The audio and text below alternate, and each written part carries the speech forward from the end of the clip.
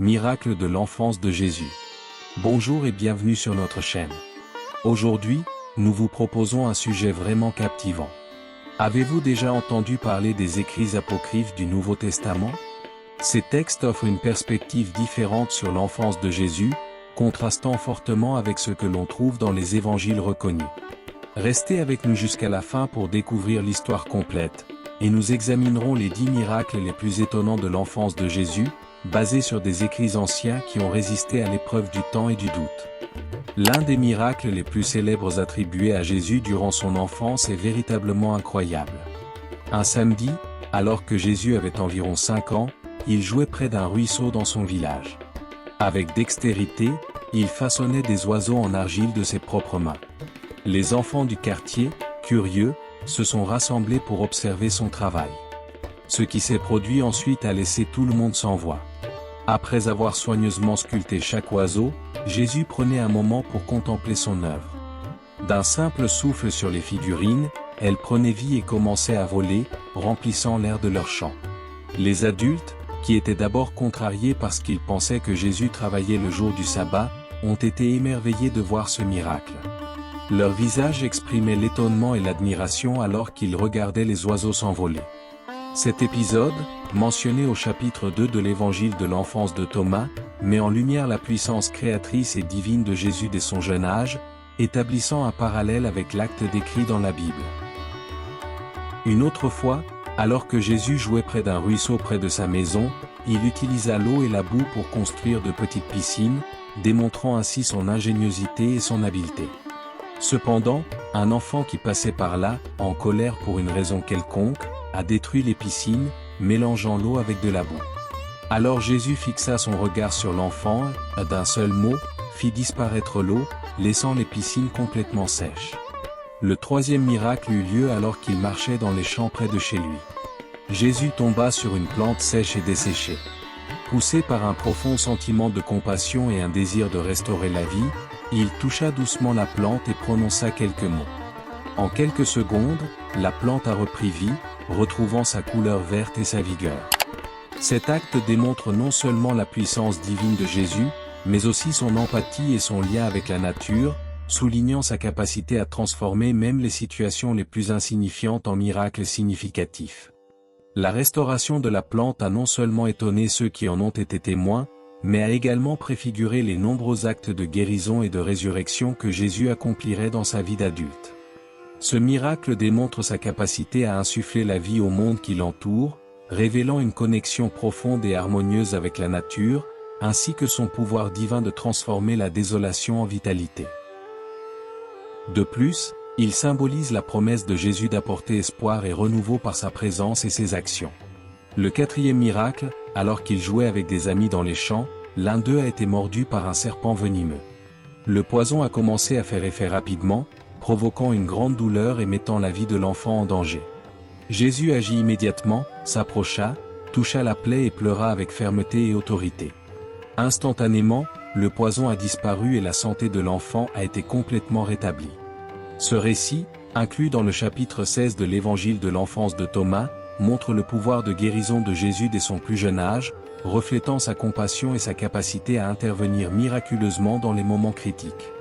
Cet acte a non seulement sauvé une vie, mais a également renforcé la foi et l'admiration des villageois pour la puissance divine de Jésus, démontrant ainsi leur attention et leur préoccupation pour les autres.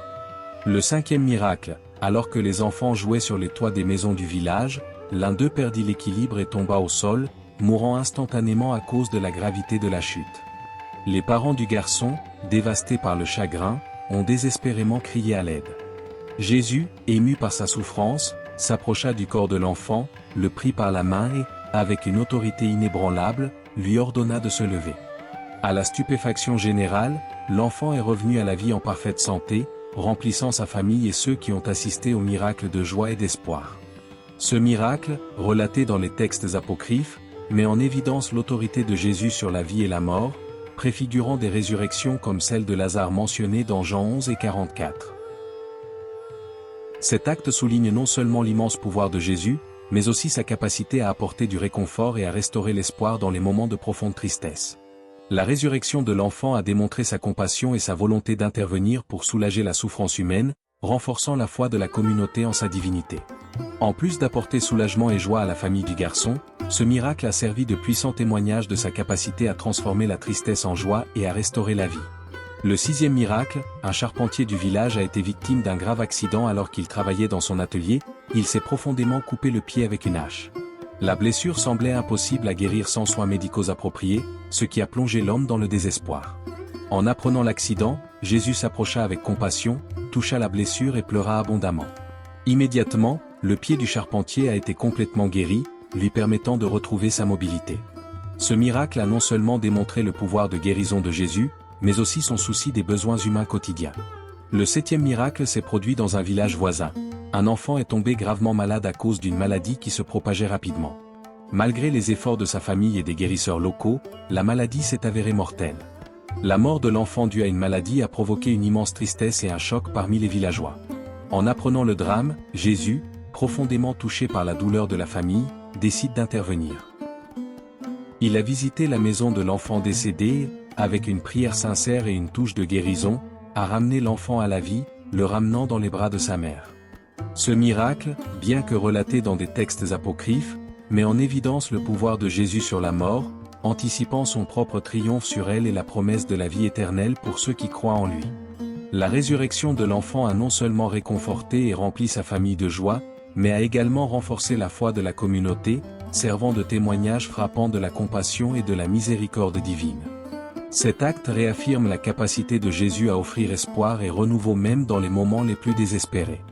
Le 8e miracle fut celui d'un enfant né aveugle et confronté à de grands défis dans sa vie quotidienne, privé de la lumière du jour et du visage de ses proches. Tandis que Jésus traversait le village, il vit l'enfant et fut profondément ému par sa situation. Déterminé à soulager ses souffrances, il s'approcha du garçon, toucha doucement ses yeux et lui prononça des paroles de guérison.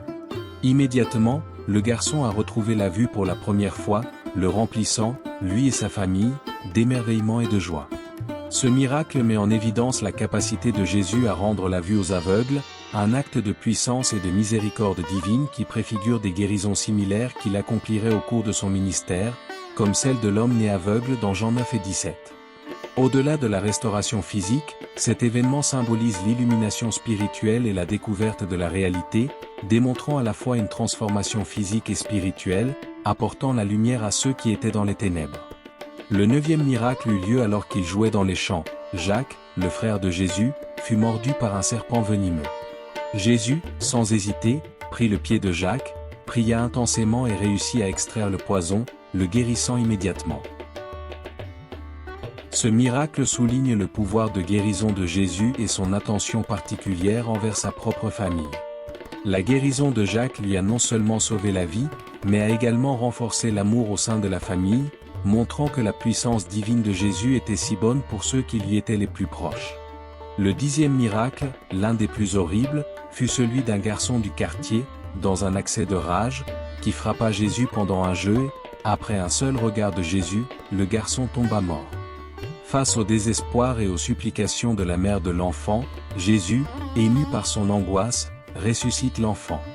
Ce miracle souligne que le pouvoir de Jésus a toujours été guidé par un amour profond, avec guérison et réconciliation, valeurs qui ont marqué sa vie et ses enseignements. Dans les évangiles canoniques, il y a peu de références à l'enfance de Jésus. Les récits les plus détaillés de sa naissance et de sa jeunesse se trouvent dans les évangiles de Matthieu et de Luc. Matthieu 2 décrit la visite des mages, la fuite en Égypte pour éviter le massacre des enfants par Hérode et le retour à Nazareth. Luc 2, quant à lui, raconte la naissance à Bethléem, la visite des bergers et la présentation de Jésus au temple. Plus tard, dans Luc 2h52, il est mentionné comment, à l'âge de 12 ans, Jésus a étonné les enseignants du temple de Jérusalem par sa sagesse. Cependant, les évangiles canoniques n'offrent pas beaucoup de détails supplémentaires sur son enfance et ne mentionnent pas de miracles accomplis à cette étape de sa vie. C'est là que les évangiles apocryphes deviennent pertinents. Nous concluons ainsi ce voyage fascinant à travers les miracles moins connus de l'enfance de Jésus. À la prochaine, et n'oubliez pas que les plus grands mystères sont toujours à un pas d'être révélés. Rendez-vous dans la prochaine vidéo.